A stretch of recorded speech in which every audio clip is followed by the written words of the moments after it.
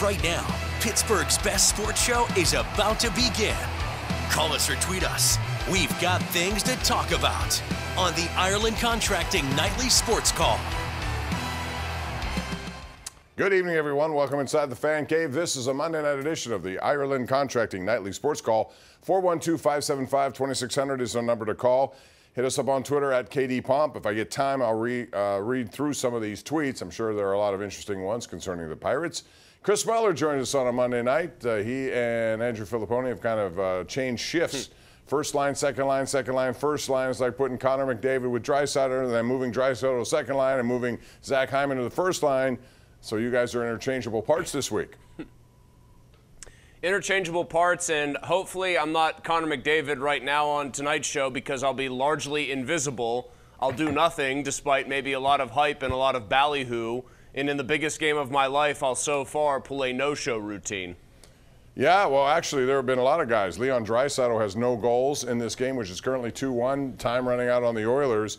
And then you look at the other side, Reinhart and Verhaeghe both scored tonight, Chris, and both of those guys had been silent. So it is difficult treading, although I don't think there's a doubt that McDavid, regardless of what happens, will get the MVP based on what he's done in his entire tournament. I would have thought Bobrovsky might be in that running had he not given away 3 games, and he was not good in any of those 3, although he's been very good throughout the course of this playoffs. And if I'm not mistaken, will be the guy who records all 16 wins for Florida.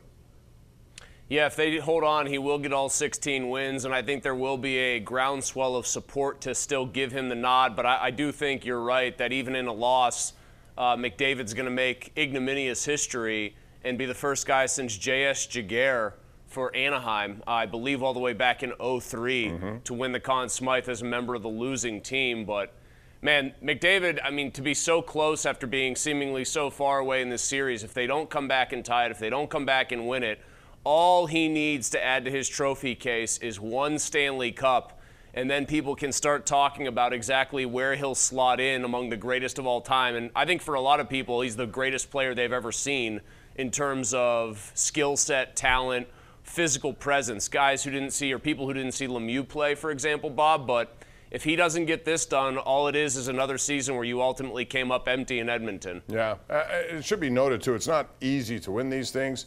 Crosby got one in 2009, and we thought maybe that'd be the first of many, and it took 7 years to get back. Lemieux had to wait several years before it finally got together and the support that he needed. I look at guys like Yzerman. He was in his 30s. And Raymond Bourque waited till the very end, not even with his own team. I mean, it's hard to do, but I would never, to me, if he never gets one, it's not going to change my opinion of Connor McDavid, because I do think it's ultimately a team sport and there's so many contributing factors. Would you have the same belief, or do you think he has to get one to validate? I think the guy is already a top 10 all-time player. He is a top 10 all-time player, but for better or worse, we live in a rings culture. Rings above all else. Got to have the rings. And I do think, even in team sport, I do think it adds something to a guy to have at least one.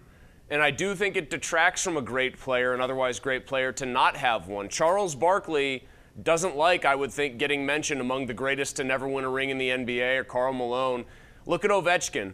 You can't say he was a one-trick pony, just a goal-scoring machine, a one-dimensional player who never won the big one because of that, because he actually did win the big one, and he went through his nemesis, his arch-rival, to do so on the way there, the Penguins, obviously. So I do think it actually is a legitimate thing. I think people are too obsessive about winning them, like, how many you can stack together. Otherwise, Robert Horry would be one of the greatest NBA players of his generation, or Justin Williams would be this all-time NHL great. But he needs one. You want to get talked about if you're McDavid as a top 5 all-time guy, which is where I think his career should end up, maybe a top 3 all-time guy. You got to win at least 1 and preferably 2. Yeah, Dan Marino has the same thing. All that greatness that he had, he never won one, and people still, but again, that won't change my opinion of what he was able to do. We got a lot of tweets tonight, and this will lead us into a Pirate discussion. Scott Hicks says on Twitter, at KDPomp, at Chris Mueller PGH, I keep telling everyone the Pirates need to trade for bullpen help above all else.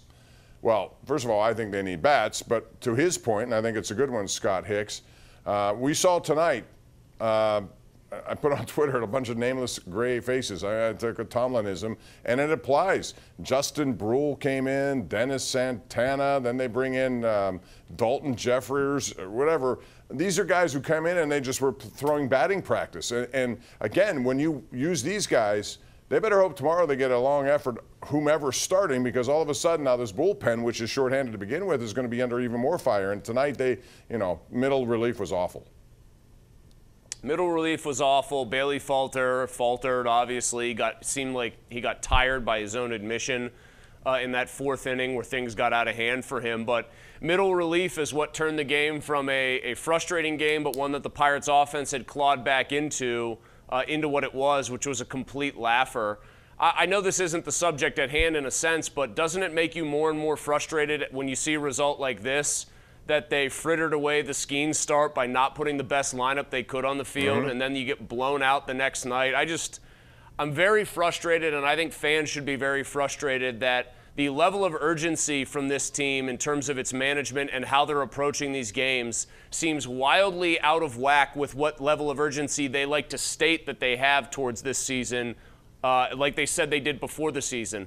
It's one thing to say it's urgently needed that we win. It's another thing to actually act in accordance with those statements, and they haven't done the second part of that equation, Bob. I think that's spot on. We'll take a break here. We have some phone calls coming up. If you'd like to get involved, it's 412-575-2600. We are live tonight right here on KDKA Plus and 93.7 The Fan. We'll be right back. Our GMC Sierra tweet of the night comes from the PGA Tour. Neil Shipley. Yeah, that movement continues, as they say. The Low-Am at the U.S. Open golf course, the Low-Am at the Masters. He had his first professional start over the weekend. He did pretty well. Now he's going to be at the Rocket Mortgage Classic in Detroit. He had to throw out the first pitch tonight. So congrats on all of his success. Chris, I want to ask you about what you saw yesterday, just because we had a golf tweet there at the end of the event with the Travelers Championship and what happened. And Scottie Scheffler winning 6 of 10 is pretty remarkable. He's on pace to probably at least tie Tiger Woods for most wins in one season, I would think. Well, what happened at the end was incredible clutch putting by Tom Kim. The protesters who rushed the green, I don't even know what they were trying to dump on the green, but man, just get in Tom Kim's line and you delay the tournament by 5 hours. Put a couple spike marks there, and that thing would never have ended. But I was amazed that they were able to wear 2 shirts on such a hot day and be so disciplined for so long. I just sweated through the first one. In all seriousness, Tom Kim is the kind of guy, like, what you need in golf now. You have an alpha dog. Now, Scottie Scheffler does not have Tiger Woods' personality or sort of Q rating, but he looks just about to be every bit as dominant as Tiger was looking in his crazy runs. The stats back it up, that he's the only guy sniffing that kind of territory. Now what you need are more guys like Tom Kim stepping up to the plate and actually challenging him in these tournaments, like making a clutch putt, forcing him to go to an extra hole, to go to a playoff to win it. I mean, Scheffler's a machine, but what's going to define this era, for better or worse, is does the PGA Tour have enough guys on its roster, or do they reunify with all the live guys so that you get some big names who can actually push this guy? Because that was one thing. I don't know about you. Your mileage may vary here, Bob. One thing I never liked about the Tiger era was that, with very few exceptions in his prime, he rarely got pushed. Bob May at Valhalla is one of the most thrilling tournaments I can remember, because it was actually a guy outplaying him on the final day and Tiger needing to stave it off to get into a playoff. Or Y.E. Yang or Rocco staring him down for the majority at the U.S. Open. There's so few of those in Tiger's resume, it made the results anticlimactic. And I know people wanted to watch him anyway, but you need challengers to Scottie Scheffler to make this era everything that it could be. Yeah, I agree with that. They have some young guys on this tour who are pretty good. I think Akshay Bhatia is one of them. He's another 22-year-old along with Tom Kim. All right, before we get to the phone lines, real quick, I just have this question. I want to get your take. 5:10 left in the game, 2-1 Panthers lead. When do you pull your goalie if you're Edmonton? What time? Given the fact that this is Game 7, you're only down 1 goal, though. Between 2 minutes left and 1:30 left, I think, is the sweet spot here. It's not like any other game in the regular season where you might be down 2 and you pull the guy with 4 minutes left. I can't see the game, obviously. I'm trying to catch some of it during breaks here, Bob, but I will tell you, it sure looks like Florida's going with the park the bus strategy here and hoping that they hang on for dear life I wouldn't feel comfortable doing that for 5 more minutes against Connor McDavid, no matter how invisible he's been. If I were Florida, I'd probably pull the goalie at 2 to 1.5 minutes left if I'm Edmonton. But if I'm Florida, I'm taking some chances to try to actually get action going the other way on a steady basis, because it's just hard to play bunker mentality hockey for as long as they're going to try to play it to protect a one-goal lead. I agree with that. All right, we got to go to the lines. It's 412-575-2600. Our number one Cochrane Go One Better caller of the night tonight is Jerry in Center Township. Jerry, welcome to the Ireland Contracting Nightly Sports Call. How you doing? Good. What's up? I think Triolo should be playing first base. Oliveira should be playing right field on a continuous basis. And Bay, when he comes back from injury, should be the center fielder. We got too much deadwood. Zawinski, Tellez, and Carter as far as that goes. Listen, I agree with you about Zawinski more than anybody right now, just because of the way he's gone and what my expectations were of him. I'm not sure Ji-Hwan Bae is going to be more of an upgrade, but they got to do something at some point. They have too many things they need to address offensively. You cannot do it in one trade deadline situation, Chris. So, I mean, what do you prioritize there if you're them? I still say first base or outfield, number 1, 1A, whatever. They got to get a lively bat if they're going to remain in contention. I don't care what position the guy plays. They've got to get a bat. You're right. Jared Triolo, you want him to play first base in Greensboro? That's where his bat would play right now. I think that's like a 560 OPS. I think it's maybe the lowest among qualifying hitters. And anytime you, by the way, Ji-Hwan Bae back from injury and sent directly to Indianapolis. That's what the Pirates think of him. But I don't know why they do, because anytime you can try to get a 476 OPS into the lineup every day, don't you jump at that chance, Bob? What is our guy Jerry watching there? Triolo stinks as a hitter. Bae stinks worse. And until they invent a sport where you can, variant of baseball where you can steal first base, Ji-Hwan Bae is pretty much a useless offensive player. Yeah, and they don't have anybody hitting a catcher. Hayes cannot hit for power, if at all, right now.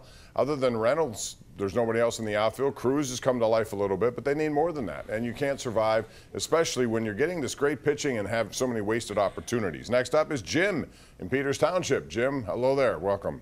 Yeah, you know, I'm normally an optimist, but I'm about ready to pull the plug on the Pirates. If they don't make some win these 2 series, they got bums in there. I mean, look at the guy, Brunei, Verho. They send him down, and it's an opportune time for basically. Well, I'll tell you another thing that's hurt them, Jim. They keep going to this bullpen game, and I understand the principles of it, but when you do that the way they're doing that, you're immediately taking away Carmen Majinski and Luis Ortiz if that's your plan again, and you can't use them because you have to save them for that sort of game. They need a 5th starter. Martin Perez may be back this week. They need somebody because their bullpen, they can't survive with these guys. They're not good enough to be up here right now. What about, wait, you say Dalton Jeffries? Is it Jeffries? He was not good enough to survive? What did he do? Step out of a cornfield somewhere in Indiana and just walk right onto their roster? Who was the guy they just got rid of, too? They just got rid of somebody who was awful, too. He came up, and I don't even know where he was. Or Dalton Jeffries, listen, I don't even feel ashamed to say this. I have no recollection of Dalton Jeffries existing until tonight. And now, after having watched him pitch, I wish I could go back to knowing that he didn't exist, much less as a part of the Pirates roster. The pitch he threw to Ellie De La Cruz should get him sent down by itself. You or I would have had a chance at least making contact. That guy hit it 440 feet. Yeah, I mean, there's no question about that. It was as fat a pitch as you could have, and the one prior to that by Jonathan India was fatter, but he just missed it. So, you know, they gave him no chance. I don't know. If you're Derek Shelton, what do you do in that point? If you're going to remain trying to keep those other 2 guys in for bullpen, I don't know what their pitching rotation is the rest of this week. They do have a day off on Thursday, Chris. They're trying to preserve arms there with Jones and Skeens. What do you do at this point? It's a good question. I know that with an off day looming, what's really important is that you give Nick Gonzalez at least 1 off day between now and Thursday, because we've got to make sure that 25-year-old Nick Gonzalez, who apparently has the physical constitution of a man 4 times his age, gets an appropriate amount of rest. I have to make sarcastic jokes about this because on a genuine level, as a guy who has grown up his whole life rooting for this franchise, It is maddening to see the way that they are approaching having the gift of 3 bona fide, legitimate, top-of-the-rotation pitchers, where now Jones might be the worst of the 3, and he still looks really good. You have an ace, a guy pitching like an ace in Keller and Jones, and they are just approaching this with an infuriating, I'm searching for a really good word here, but infuriating is the best one, an infuriating lack of any kind of urgency whatsoever. They just seem to be stuck to this idea that they've laid out this plan a very specific way, and because they believe that it will work, Bob, that eventually it will. Yeah. And that any evidence to the contrary that it's not working, don't worry about it. Just trust the process. Yeah, and they're waiting too long. They're gonna wish they hadn't waited as long if they still do make a trade at some point.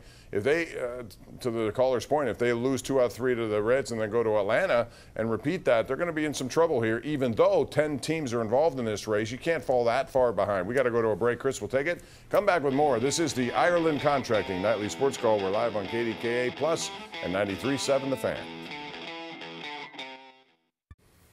Florida Panthers have won the Stanley Cup. More on that in a second. But first, to check on what's going on tonight at 11, KDKA News, here's Ken Rice. Hey, Bob, we're going to be introducing you to a man who lost both of his parents in a crash 2 years ago, upset that the person charged won't stand trial. Plus, the new help the state's offering to seniors struggling to pay rent or property taxes, and why Ray Petlin says Wednesday is a day to be especially weather aware, all coming up at 11, Bob. All right, Ken, thanks very much. And Chris, to your point, that's exactly what Florida did. They packed it in. There are a couple of good chances by the Oilers late, scrums in front of the net. They couldn't get it in. They pulled a goalie. Evan Rodriguez is a Stanley Cup champion, and he just, before the season, signed a 4-year deal with them. That dude had a wonderful finals, and they win 2-1 low-scoring game. Connor McDavid, Leon Draisaitl, Zach Hyman, nothing in this game. Ultimately, it's a game and a series outcome that shows the team triumphing over really the individual or individuals. I mean, Edmonton was an exceptionally top-heavy team, with McDavid and Draisaitl in their top defense pairing. Florida, the deeper team, the better team in the true sense of the word. I'm left to wonder this, Bob. They win a Stanley Cup down there. Is it going to make hockey fully catch on in an area where the NHL would desperately love to see it catch on, the way it kind of did with Tampa? I'll be waiting to see if that kind of bump exists in South Florida where there's so much other stuff to do.